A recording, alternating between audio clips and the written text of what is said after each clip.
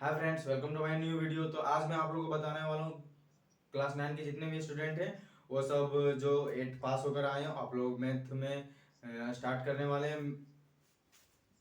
तो चैप्टर 1 क्या आप लोग का क्लास 9 में संख्या पद्धति है, ठीक है। संख्या पद्धति दिया हुआ है। तो आज मैं आप लोग को बताने वाला हूँ बेसिक चीजें, ठीक है। बेसिक चीजें बताने वाला हूँ कि संख्या पद्धति में हम लोग क्या पढ़ेंगे क्या नहीं पढ़ेंगे, ठीक है। तो वीडियो में बने रहिएगा, वॉच पूरा कीजिएगा, थोड़ा सा भी स्किप मत कीजिएगा, ठीक है। आप लोग पढ़े होंगे, मतलब जूनियर क्लास में देखिए इधर, जैसे पढ़े होंगे 1 2 3 4। संख्या क्या बोलते हैं, इसी को बोलते हैं ना। गिनती को क्या बोलते हैं, संख्या बोलते हैं। 5 6 7 इस तरह करके इसको क्या बोलते हैं, संख्या बोलते हैं। इस तरह आप लोग पढ़े होंगे 1 2 3 4 5 6 7, मतलब जूनियर क्लास में वो कौन सी संख्या बोलते हैं, इसको बोलते हैं प्राकृतिक संख्या, है ना। इसको बोलते हैं प्राकृतिक संख्या बोलते हैं, ठीक है। लेकिन अगर इसको पहले हम लोग जीरो लगा दे, इसको क्या बोलते हैं। अगर इसको पहले हम लोग जीरो लगा दे, 1 0 1 2 3 4 5 6 7 8, अगर इस तरह हम इसके पहले बस संख्या प्राकृतिक संख्या के पहले हम लोग जीरो लगा देंगे, इसको क्या बोलते हैं, होल नंबर बोलते हैं। आप लोग जानते हैं होल नंबर मतलब बोलते हैं जैसे हम लोग पूर्ण संख्या बोलते हैं ना, पूर्ण संख्या बोलते हैं। अब इसमें देखिए, इसके हम लोग क्या लिख दिए, सिंपल लिख दिए 1 2 3 4 5 6 को बोलते हैं प्राकृतिक संख्या। 0 1 2 3 5 जो अनंत किया उसको बोलते हैं पूर्ण संख्या। और यहाँ पर मान लेते हैं हम लोग, अगर इसके अंदर रूट रह गया, जैसे जी root under 1 root under 2 root under 3 root under 4, इस तरह की संख्या को हम लोग क्या बोलेंगे, इस तरह की संख्या को हम लोग बोलेंगे अपरिमेय संख्या, ठीक है। अपरिमेय संख्या क्यों, क्योंकि आप लोग पढ़े होंगे अपरिमेय संख्या जो p बाय क्यू के रूप में नहीं रहता है, और जिसका q बराबर जीरो रहेगा वो क्या बोलते हैं, उसको बोलते हैं अपरिमेय संख्या। जिसका q बराबर जीरो नहीं रहेगा उसको बोलते हैं परिमेय संख्या। जैसे कि अगर हम लोग यहाँ देखिए, ये सब भी बोल सकते हैं हम लोग, इसको क्या बोलते हैं, परिमेय संख्या बोल सकते हैं। लेकिन इसको भी बोल सकते हैं जैसे कि 2/3 1/2 3/4 5/6, या सिंगल जैसे रहेगा 7 रह गया 8 रह गया 1 2। क्यों, क्योंकि इसके नीचे तो 1 हमारा छुपा रहता है, सबके नीचे जो भी संख्या इसके नीचे 1 छुपा रहता है। जीरो भी जो हमारा वो परिमेय संख्या है, ठीक है, क्योंकि जीरो के नीचे भी 1 रहता है, हम लिख सकते हैं। क्योंकि देखिए q बराबर जीरो नहीं रहना चाहिए, नहीं तो वो अपरिमेय संख्या हो जाएगा। और q बराबर जहां जीरो नहीं रहेगा वो परिमेय संख्या, लेकिन q बराबर जीरो रहेगा तो वो अपरिमेय संख्या, ठीक है। तो इस तरह की संख्या को हम लोग क्या बोलेंगे, जो कि इसका डिफिनेशन और हम लोग पहचान सकते हैं, जैसे कि p बाय q के रूप में रहना चाहिए, ठीक है। It is in the form of p by q, it is called rational number, मतलब परिमेय संख्या, ठीक है। इसको बोल सकते हैं परिमेय संख्या, ठीक है, परिमेय संख्या बोल सकते हैं इसको, ठीक है। हम लोग देख चुके हैं क्या, परिमेय संख्या अपरिमेय संख्या प्राकृतिक संख्या पूर्ण संख्या हम लोग देख चुके हैं। एक होता है पूर्णांक संख्या। क्या पूर्णांक का देखिए डिफिनेशन इसका हम लोग तोड़ेंगे, अगर इसको क्या बोलेंगे, पूर्ण प्लस अंक, मतलब कि जो संख्या अपने आप में पूरा तरह से पूरा हुआ हो, ठीक है। जैसे पूर्णांक संख्या, जैसे माइनस में देखिए आप लोग -3 -2 -4 भी बोल सकते हैं, -1 भी बोल सकते हैं, 0 भी बोल सकते हैं, 1 2 3 4, इस तरह की संख्या हम लोग क्या बोलते हैं, आप लोग जूनियर में पढ़े होंगे, इस तरह की संख्या को बोलते हैं पूर्णांक संख्या, ठीक है, पूर्णांक संख्या, ठीक है। तो संख्या पद्धति में बस हम लोग 5 ही चीज पढ़ने वाले हैं, चार आप लोग को बताएं, परिमेय अपरिमेय पूर्ण और। तो आइए देखते हैं क्वेश्चन नंबर 1, ठीक है। यहाँ बोला क्वेश्चन, क्या शून्य एक परिमेय संख्या है, क्या इसे आप p बाई क्यू के रूप में लिख सकते हैं, जहाँ p और q पूर्णांक है और q बराबर जीरो नहीं है, ठीक है। तो इससे पहले आप लोगों को मैं बताया कि जीरो एक परिमेय संख्या है। हमारा पूछा है क्या शून्य एक परिमेय संख्या है, मतलब हाँ परिमेय संख्या है, जीरो एक परिमेय संख्या है। इसको हम p बाई क्यू के रूप में लिख सकते हैं, क्योंकि किसी भी संख्या के नीचे एक लिख सकते हैं हम, छुपा हुआ रहता है ना। तो यहाँ हम लोग लिख सकते हैं, यहाँ लिख देंगे उत्तर हम लोग, हाँ शून्य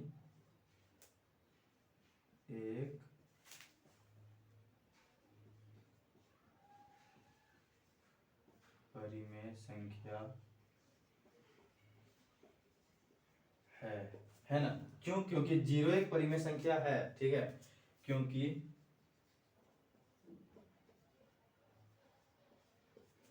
जीरो को हम 0/1 के रूप में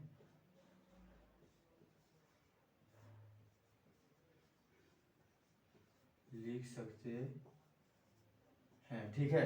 देखिए ये जीरो हमारा होता है, 0/1 के रूप में हम लोग लिख सकते हैं ना, है ना, क्योंकि जीरो के नीचे एक छुपा होता है, ठीक है। जीरो एक खुद में एक परिमेय संख्या है, इसलिए हम लोग लिख सकते हैं। क्योंकि देखिए यहाँ क्या बोला है, जहां p और q पूर्णांक है और q बराबर 0 नहीं होना चाहिए, तो देखिए इसलिए 0/1 इक्वल टू p/q, है ना। इसके बराबर में हम लोग लिख सकते हैं, ठीक है। यहाँ पे फिर बराबर का साइन देंगे और लिख देंगे q equal to not 0 answer, ठीक है। इतना लिख देंगे, क्वेश्चन नंबर 1 हमारा सॉल्व हो जाएगा, ठीक है। तो देखते हैं क्वेश्चन नंबर 2। यहाँ क्वेश्चन दिया हुआ है 3 और 4 के बीच 6 परिमेय संख्या ज्ञात करना है। आप सोच रहे हो कि 3 और 4 के बीच हम 6 परिमेय संख्या कैसे निकालें, तो हम लोग आप लोग फिर कॉमन सेंस मतलब थोड़ा सा अपना दिमाग लगाइएगा कि लिख सकते हैं 3.1 3.2 3.3 इस तरह से करके लिख सकते हैं। इस तरह तो लिख सकते हैं, डायरेक्ट हम लोग कैसे लिखते हैं, है ना, डायरेक्ट हम लोग लिख सकते हैं नहीं, इसको हम लोग प्रूफ करना पड़ेगा कि ज्ञात करना है तो हमको प्रूफ करना पड़ेगा, ठीक है। तो देखिए यहाँ पर लिख सकते हैं, दिया है 3 और 4, इतना लिख सकते हैं, इतना लिख दिया, ठीक है। अब लिखेंगे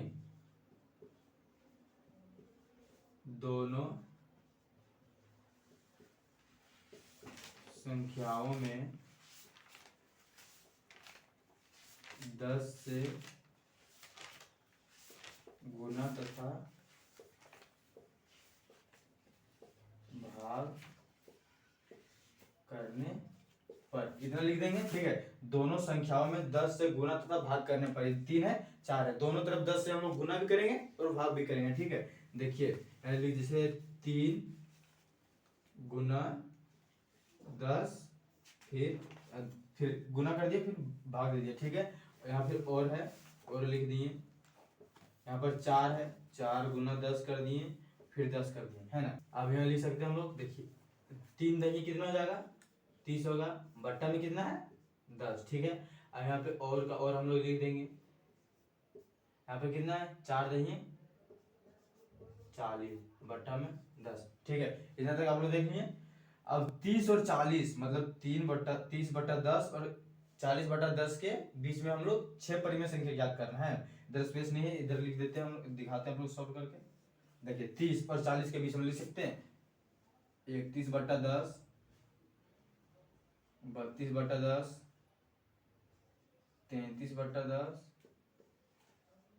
34/10, 35/10 और 36/10, ठीक है। 6 परिमेय संख्या हम लोग याद करने बोला, निकाल दिए, ठीक है। 31 का 32, 33, 34, 39 तक जा सकता है, ठीक है ना। 30 और 40 के बीच बोला है, हम लोग 39 तक जा सकते हैं, तो हम लोग को 6 याद करने बोला, 6 हमारा निकल गया, ठीक है। हमारा क्वेश्चन सॉल्व हो गया, ठीक है। क्वेश्चन नंबर 2 हमारा सॉल्व हो गया। देखते हैं question number 3। Question number 3, question number 3 हमारा क्या बोल रहा है, 3/4 और 4/5 के बीच 5 परिमेय संख्या ज्ञात करना है, ठीक है। इसको क्वेश्चन हम लोग सॉल्व किए थे, लेकिन उसमें एक संख्या था, इसमें बट्टा भी संख्या दी हुआ, ठीक है। तो करना कुछ नहीं, अभी क्या क्वेश्चन जिस तरह सॉल्व किए थे, 10 से गुना करना, 10 से भाग भी करना, साथ के साथ, ठीक है। देखिए ये क्या लिखा हुआ है, 3/4 और 4/5, सॉरी यहाँ पर 3/5, ठीक है। 3/5 और 4/5 के बीच 5 परिमेय संख्या याद करना, ठीक है। क्या लिख देंगे यहाँ पर, गुना करने बोले थे 10 से और भाग भी 10 से, ठीक है। 10 10 10 10 इतना तक कर लेंगे। देखिए 3 दही 30 और 5 दही 50, और उतार देंगे, 4 दही 40 लिख देंगे और 5 दही 50। अब 30 और 40 के बीच में 5 परिमेय संख्या निकालना तो इजी हो गया, है ना। लिख देंगे यहाँ पर 31/50, 32/50, 33/50, 34/50 और 35/50। 5 परिमेय संख्या हमारा निकल गया, ठीक है, ये निकल गया हमारा आंसर, ठीक है। क्वेश्चन नंबर 4, क्वेश्चन नंबर 3 तक हम सॉल्व कर चुके हैं। नीचे दिए गए कथन सत्य हैं या असत्य कारण के साथ अपना उत्तर दीजिए, ठीक है। यहाँ 3 क्वेश्चन दिया हुआ है, इसमें असत्य है या सत्य बोला है, इसको अपना रीजन बताना है कि गलत है या सही है। गलत है तो क्या रीजन है और सही है तो क्या रीजन है, ठीक है। यहाँ बोल रहा है काम है, प्रत्येक प्राकृतिक संख्या एक पूर्ण संख्या होती है, तो इसको हम लोग उल्टा पढ़ेंगे, ठीक। जितना क्वेश्चन है ना हम लोग उल्टा तरफ से पढ़ेंगे। जैसे पूर्ण संख्या है, वो पूर्ण संख्या क्या प्राकृतिक संख्या होती है। पूर्ण संख्या हमारी कहाँ से स्टार्ट होती है, पूर्ण संख्या 0 1 2 3, ठीक है, अनंत तक जाता है। लेकिन प्राकृतिक संख्या कहाँ से स्टार्ट होती है, 1 से, ठीक है। मतलब कि हाँ हमारा ये सही बोल रहा है ना। देखिए प्राकृतिक संख्या, जो प्रत्येक प्राकृतिक संख्या होती है वो पूर्ण संख्या होती है, हाँ, क्योंकि देखिए पूर्ण संख्या के ही अंतर्गत ना आता है क्या, प्राकृतिक संख्या। पूर्ण संख्या हमारे 0 से स्टार्ट होता है, ये 1 से स्टार्ट होता है, तो इसके अंतर्गत ही हमारा है ना। तो हमारा क्या बोल रहा है, सही बोल रहा है, ठीक है। मतलब कि असत्य या सत्य बोल रहा है, ठीक है। यहाँ लिख देना है सत्य, ठीक है। यहाँ लिख देना हाँ प्रत्येक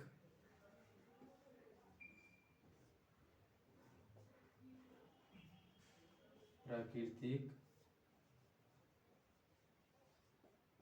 संख्या एक पूर्ण संख्या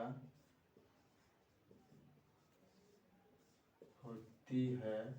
क्यों होती है, क्योंकि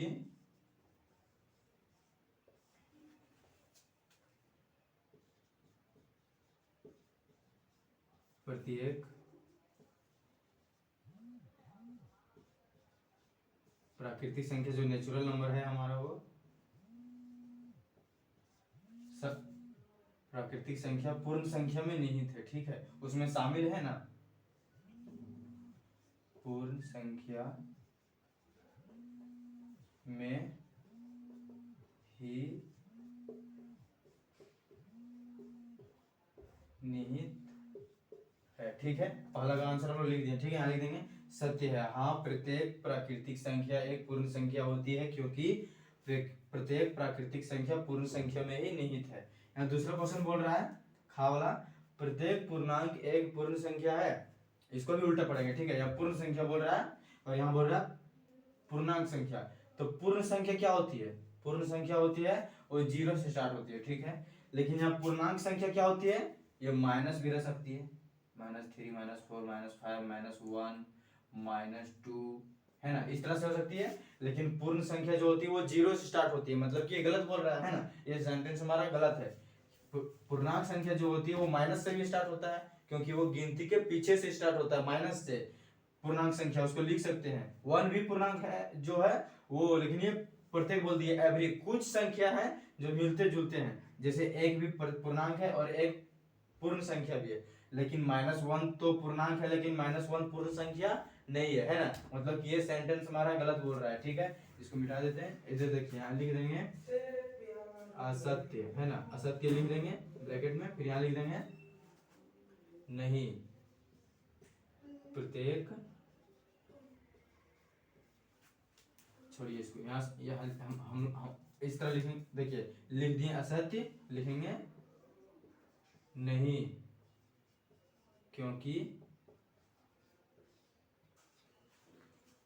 -1, देखिए पूर्णांक जो होती है वो माइनस में होती है ना, उसको हम लिख सकते हैं -1 या -2, डॉट डॉट दे देंगे, -1 -2, एक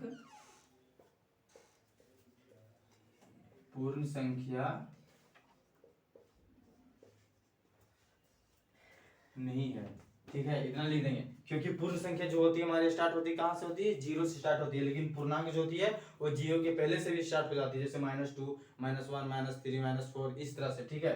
अब बच गया गांव में क्या बोल रहा है, प्रत्येक परिमेय संख्या एक पूर्ण संख्या है, मतलब प्रत्येक परिमेय संख्या p/q के रूप में, ठीक है। और ये पूर्ण संख्या बोल रहा है होल नंबर जो कि 0 से स्टार्ट होती है। यहाँ पर देखिए प्रत्येक बोल रहा है एवरी, क्या बोल रहा है, पूर्ण संख्या जीरो से, लेकिन परिमेय संख्या जो है, पूर्ण संख्या इसको बोलते हैं 0 1 2 3 4, और यहाँ बोल रहा है परिमेय संख्या। ठीक है, परिमेय संख्या जैसे 1/2 1/3 इस पढ़ेंगे। ठीक है, ये पूर्ण संख्या पूछ रहा है। ठीक है, क्या पूर्ण संख्या जो होती है वो परिमेय संख्या हो सकती है?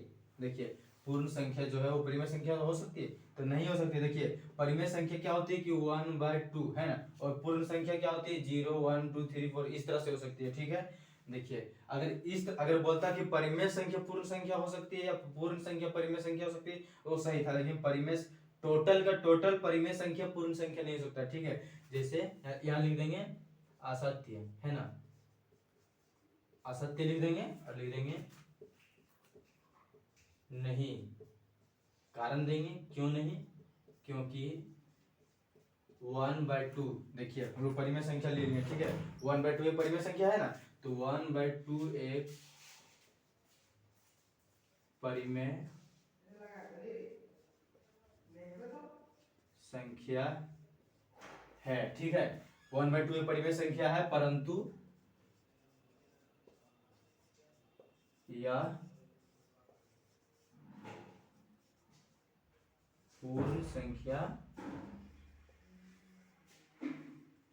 नहीं है।